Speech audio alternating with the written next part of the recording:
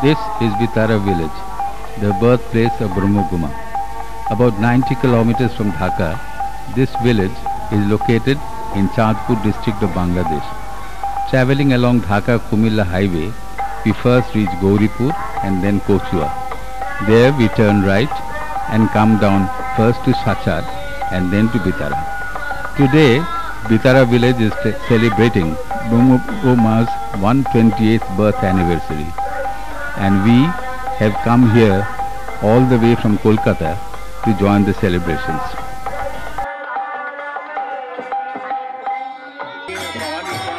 This is Brahmaguma's temple in Bitara.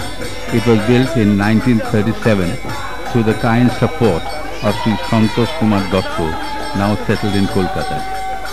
Brahmaguma was born in a small room very close to this temple.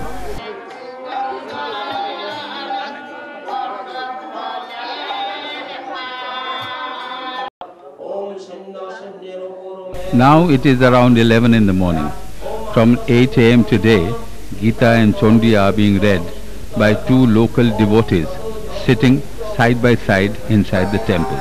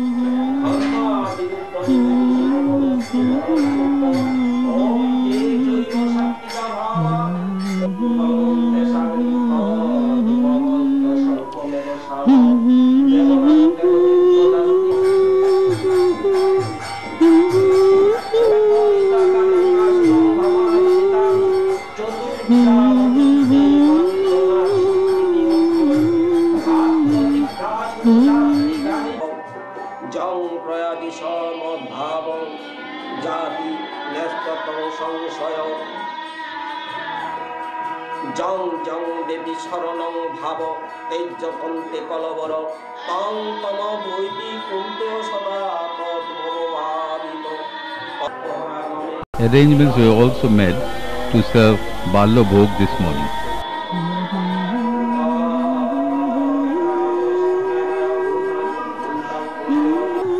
This was the place where Brahmaguma had her home. The house was later rebuilt, but a small room where she was born is still there on the rear side. This is a kitchen where the food offered before Brahmaguma is cooked. Today, the special food for mother's birthday is being cooked here by the mother of Sanjeev Chakraborty, a resident of Bitara village.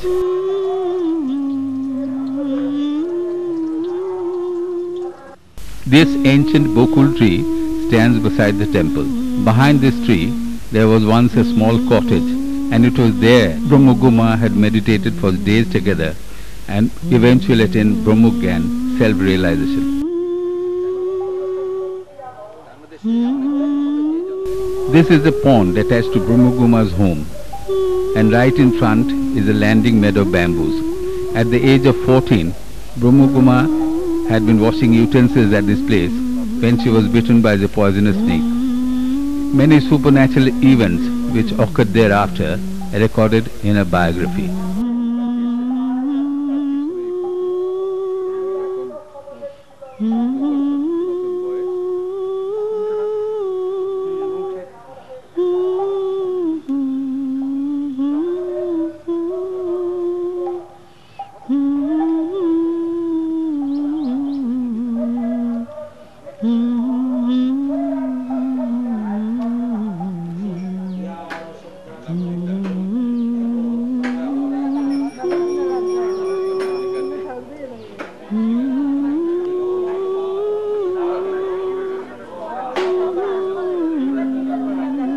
The bhog to be served to the large gathering of disciples is being cooked in the open compound facing the temple. The bhog comprises kedgari cooked with assorted vegetables. About 2 feet deep holes were dug in the ground and their inner surface was first coated with clay, then covered with plastic and finally by mat. Kedgari cooked in several large cauldrons is poured into these holes.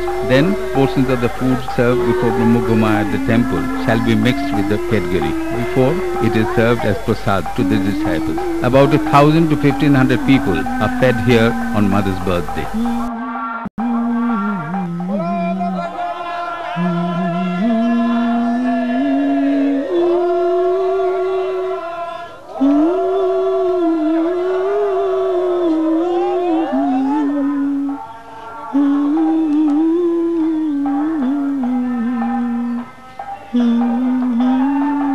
These two small pedestals indicate the locations where Brahmaguma's parents, her father Abhayacharan Chakravarti and her mother Shama Sundari Devi, were cremated side by side.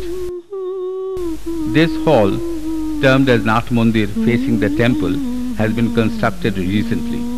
We were told by the people of Bitara that Brahmaguma was very fond of listening to songs from the Ramayana. Today, on Mother's birthday, these songs are being sung by Sudhanshu Shekhar Sarkar and a local singer and his troupe from early morning.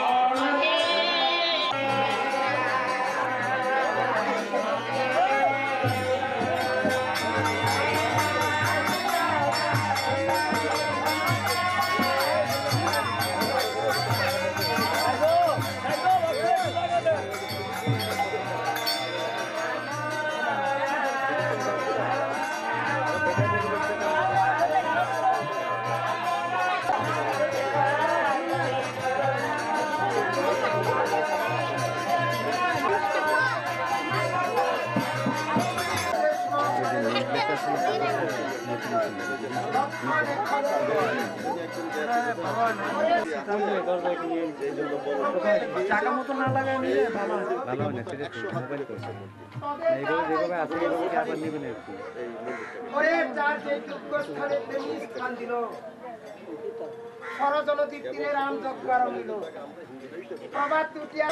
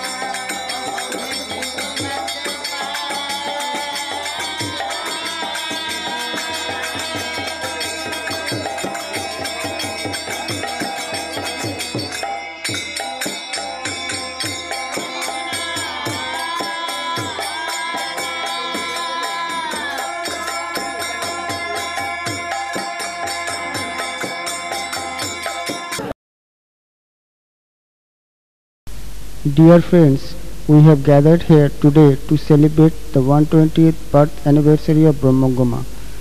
I am very happy to introduce you to Sri Shankar Sen, who has come from Kolkata to participate in this festival. Sri Shankar Sen has taken a lot of pains to plan and design the Natmandir and have it built under his supervision. On behalf of the villagers of Bitara, I would like to express our sincerity gratitude to Sri Shankar Sen. And now I request Sri Shankar Sen to say a few words about Brahmaguma.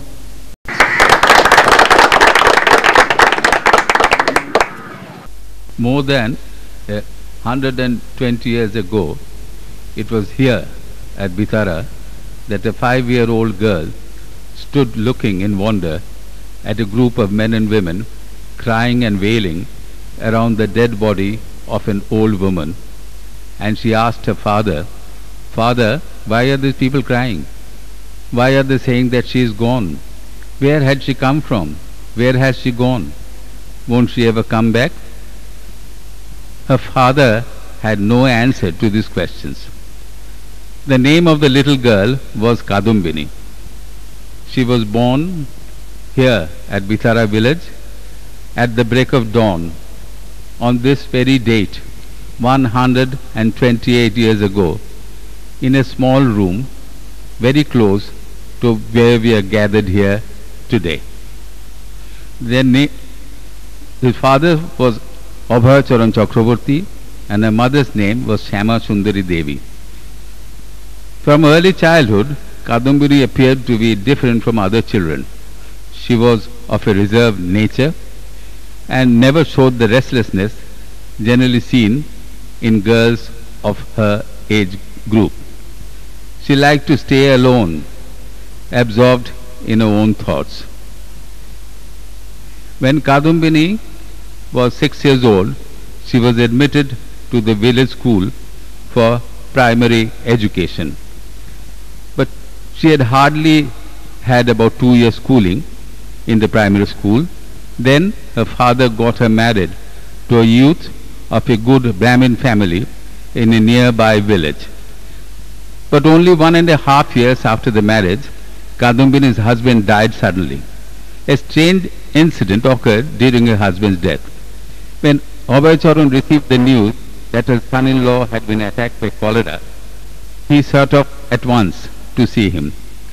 But after he had left, Kadumbini told her mother and other relatives, "Father would not be able to see the person whom he has gone to see. He shall be dead before my father reaches there." Those who heard this were stunned, and they told Kadumbini, "Please do not make such inauspicious predictions." But later it was found that Kadumbini's predictions were right.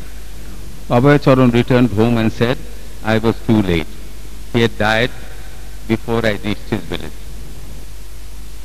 After her husband's death, Kadumbini seemed to become even more indrawn, remaining engrossed in thoughts all the time. Women of the village thought that she was depressed because she has lost her husband. One day, Kadumbini's father said to her, "Daughter, we all feel very sad to see you so unhappy all the time. Tell me, is there anything that I can do to make you happy?" Kadumbini pointed to a tall palm tree in the far distance and said, "Father, can you see that palm tree? How still and motionless it is? If I could make up my mind as still, as composed as that palm tree, I would be truly happy." Abhay Charan was stunned to silence when he heard this. And then Kadumbini went on saying, "Do you know, Father, what I think all the time? I want to know, who am I? Where have I come from? How long shall I stay here? Why have I come here? And where shall I go from here?" All these questions crop up in my mind. The father had no answer to his questions. As days went by, Kadumbini became more and more indrawn and engrossed deeper and deeper in her thoughts. When she was around 14 years old, she had gone to a pond. I saw that pond a little earlier today. She had gone to the pond to wash some utensils when she was bitten by a poisonous snake. Suddenly, when she returned home, there was no visible reaction of the snake bite on her body anywhere. Seemed to be remaining just as she was before. There was no visible reaction anywhere. But thereafter, she used to scream at times, "There, can't you people see that snake? See how it is wrapping itself around my arm. Can't you see?"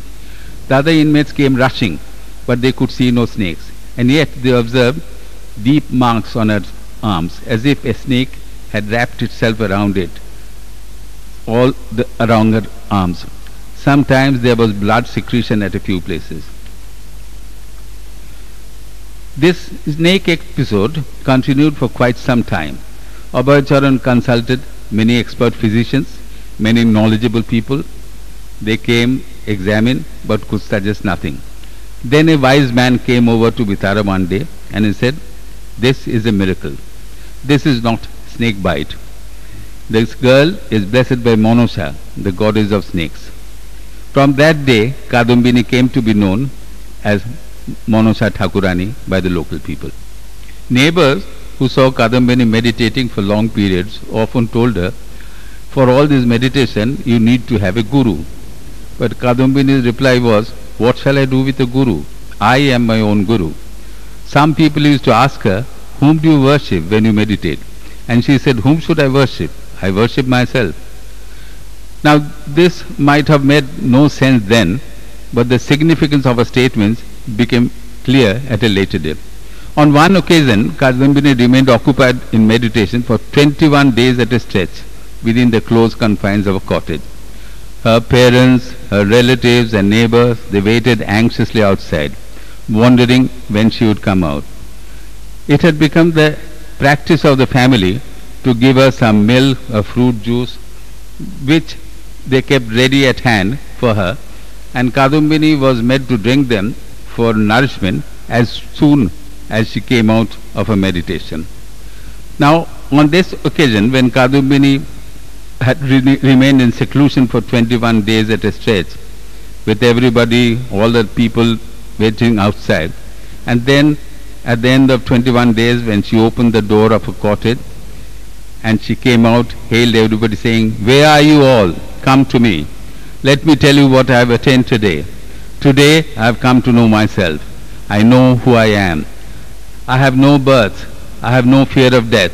I have no hunger, no thirst. I am happy. And having come to know myself, I am now floating in an ocean of joy." It was seen that even though she looked weak after remaining without food or drink for 21 days, her whole face was lit up by a strange glow. People soon realized that Kadumbini had attained Brahmogyan, self-realization, and from then onwards she was known as Brahmogoma or Brahmogoma. Brahmogoma's name spread by word of mouth to other places, and people from all walks of life started coming to see her from far-off places. People who came, they sat with her and talked with her, and many people came to see her just out of sheer curiosity. They thought, this young chit of a girl, she had hardly attended school for 2 years. She must have at the most learned the alphabets only, and nothing more. How could she have attained self-realization?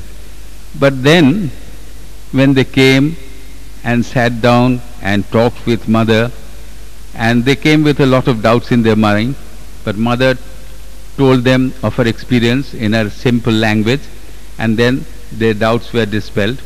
They became convinced that she had indeed attained Brahmogyan, and they bowed down to her in deep respect and did their pranam. On coming to know that Brahmogoma had unraveled the mysteries of life and death, some learned scholars who were well versed in the scriptures, who knew the Gita and Chondi very well, they called on Brahmogoma.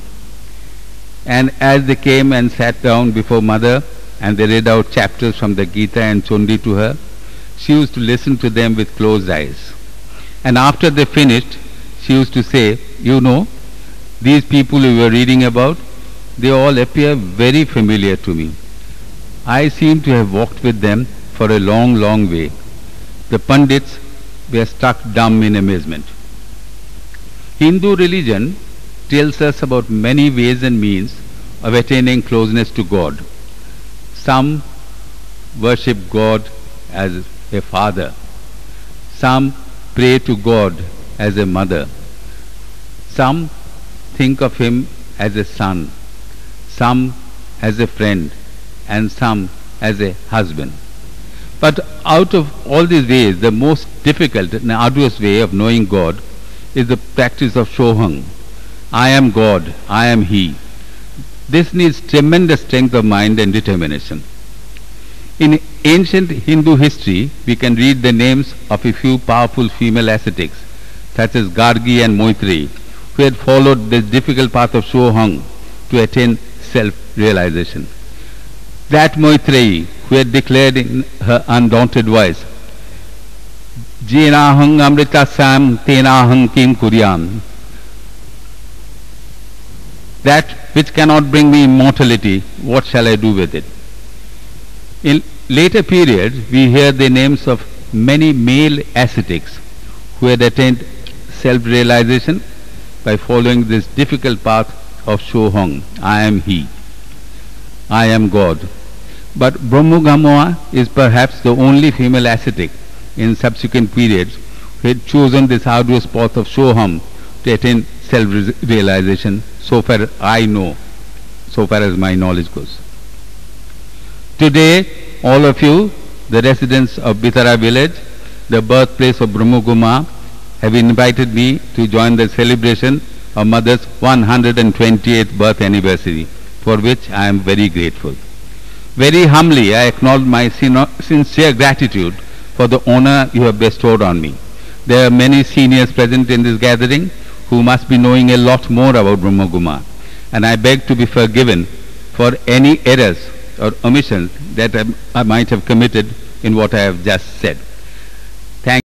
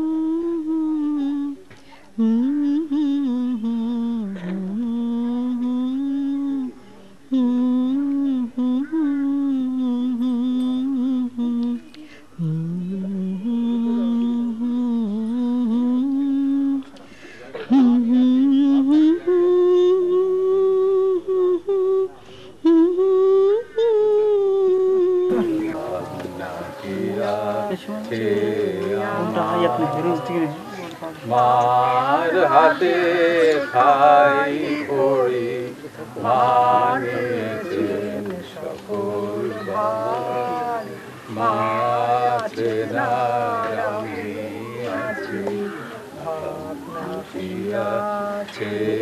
আমার সংসার পাকে ঘোর বিপাকে যখন দেখবি অন্ধকার অন্ধকারের বিপদ হতে মাঝে করে মাঝে না আমি আছি আছে ভুলেও থাকি তবুও দেখি ভুলেও না মায়েরটি বার এমন স্নেহের আধার কে আছে মাঝে আমার আমি যে মাঝে না আমি আছি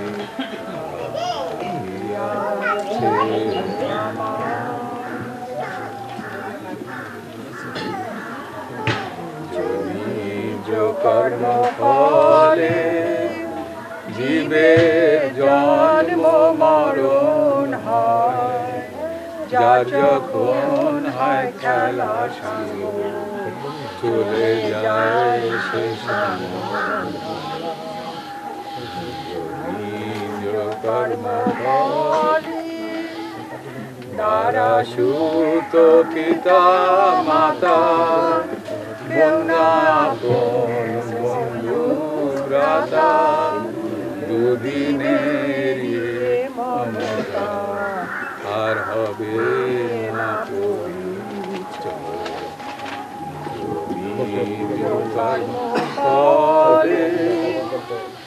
একাই এসেছো ভবে একা তোমায় যেতে হবে সঙ্গে সাথী কেউ না হবে দেখবে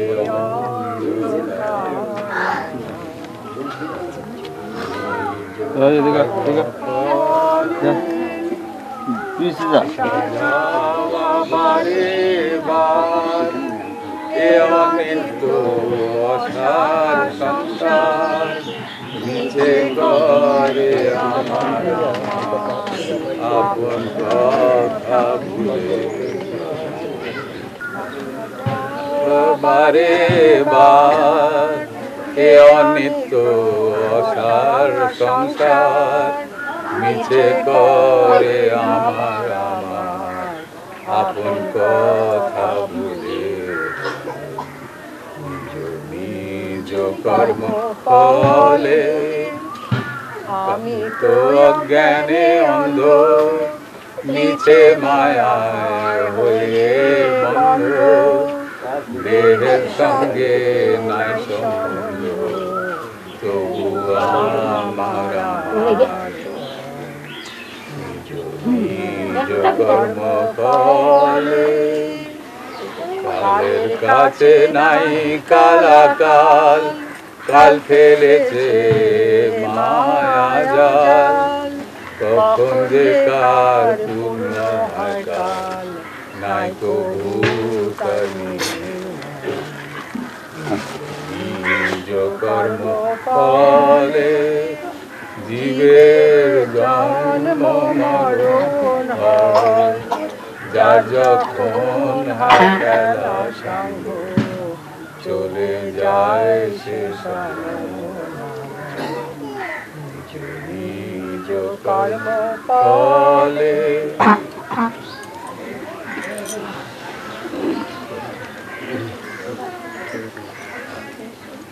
Respected Srimati Anima Sengupta, Canada, Srimati Rita Sen, Kolkata, Sri Deepak Sengupta, London. Sense of duty and hospitality have been known to be two characteristics of our Bengali society since long. But we are under the impression that the above qualities had been sadly missing of late. But the manner in which you have set a rare example by bearing the entire cost of rebuilding the Natmandir of Brahmamoyi Ashram in our Bitara village has totally changed our impression. For this we are grateful to you. Had the Society of Bengalis living outside Bangladesh come and stood by us in this manner, we would have been truly hurted. May the blessing of Mother Brahmamoyi be showered on you. We shall ever pray for your welfare. The devoted of Bitara Brahmamoyi Ashram, Bangladesh.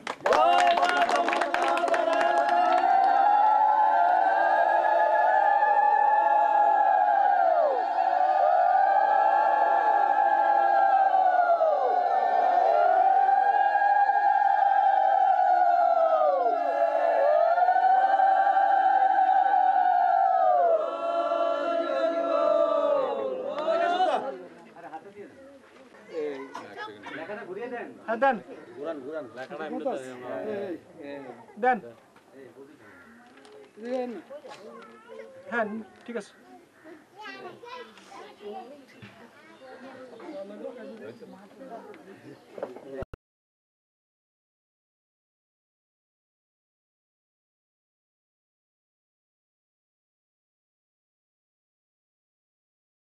From Bitara, we have now come to Shachar. Right in front of us in the ancient temple of Jagannath. At the entrance to the temple, our uncle's name is engraved on the white marble. Late Jogendrath Sengupta, Jamindar, Shachar, Tripura. Behind Jagannath temple is this large pond. This pond is also very old.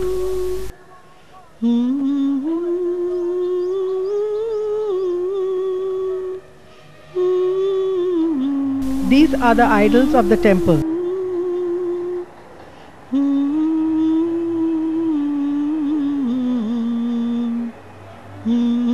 Jagannath, Subhadra and Balaram.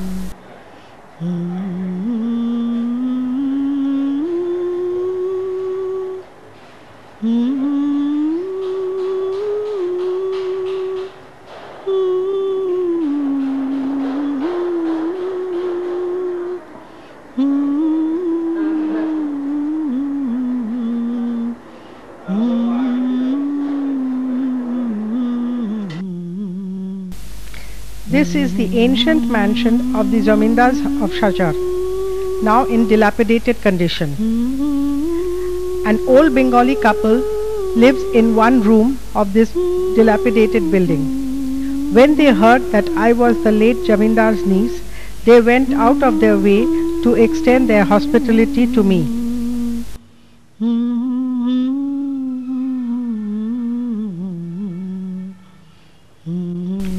This adjoining house had belonged to our aunt. When I was last here in 2006, the building was two-storied. Now there is nothing. The roofs have collapsed and are lying all over the ground.